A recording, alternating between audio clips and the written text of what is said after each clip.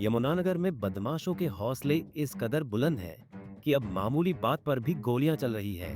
ताजा मामला छछरौली के कोट बसावा सिंह गांव का है, जहां एक गारमेंट्स शोरूम संचालक को सिर्फ इसलिए निशाना बनाया गया क्योंकि उसने शराब पीकर शोर मचा रहे बदमाशों को टोक दिया था, जिसका सीसीटीवी फुटेज भी सामने आया है। पीड़ित शोरूम संचालक सोहेल खान का आरोप है कि उसके पड़ोसी दुकानदार ने अपने दो साथियों के साथ मिलकर पहले शराब पी और फिर दुकान के बाहर हुड़दंग मचाने लगी। जब सोहेल ने उन्हें शोर मचाने से मना किया तो बदमाशों ने तैश में आकर कट्टा निकाला और सोहेल पर सीधा फायर कर दिया। गोली चलते ही मौके पर भगदड़ मच गई। सोहेल ने पास के एक दूसरे शोरूम में घुसकर बमुश्किल अपनी जान बचाई। बदमाशों की दबंगई यही नहीं रुकी।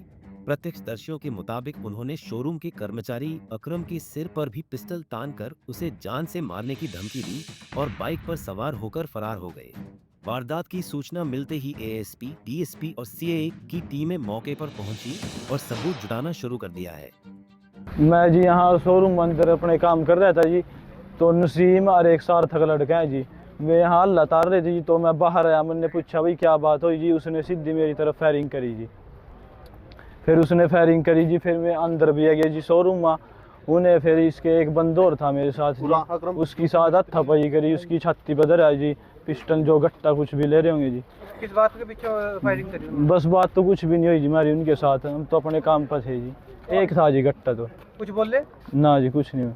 यहीं तो भाग गए जी मैं, फिर तो यहीं थे शोरूम पे थी, भाग गए जी। उन्हें हथापाई करी जी हमारे साथ फुल। पहली कोई बातचीत ना, पहली कोई बातचीत नहीं है हमारी। किस बात पे उन्होंने फायरिंग करी?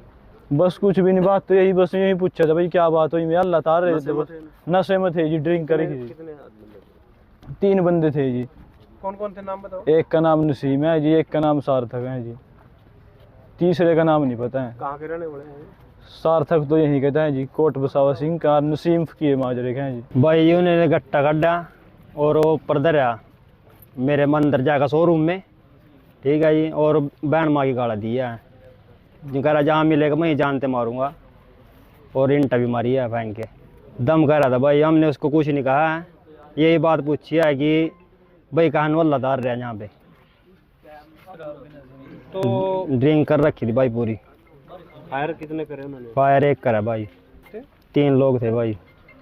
एक का नाम नसीम था भाई और एक का नाम सार्थक था भाई, तीसरे का पता नहीं भाई कौन था। कोई खुंदक तो नहीं थी? कोई खुंदक नहीं भाई। ये कोट बसावा सिंह से एक इन्फॉर्मेशन हमें फायरिंग इंसिडेंट की मिली थी, जिस सूचना पर हम मौका पर आए थे और मौका पर आकर मौका घटनास्थल का हमने निरीक्षण किया है और जो कंप्लेनेंट है उससे पूछताछ करी है और सीसीटीवी वगैरह कुछ चेक किए हैं और कंप्लेनेंट का एक जो लिखित शिकायत भी हमने ली है उसके बिहाफ पे कार्रवाई कर रहे हैं और सीसीटीवी के आधार पर और गवाहों के बयानों के बावजूद जैसा भी होगा वो वेरीफाई करके उसके पश्चात जैसी भी कार्रवाई होगी वो आपको बता दी जाएगी। कितने लोग हैं जो कंप्लेन? अभी 3 लोग बता।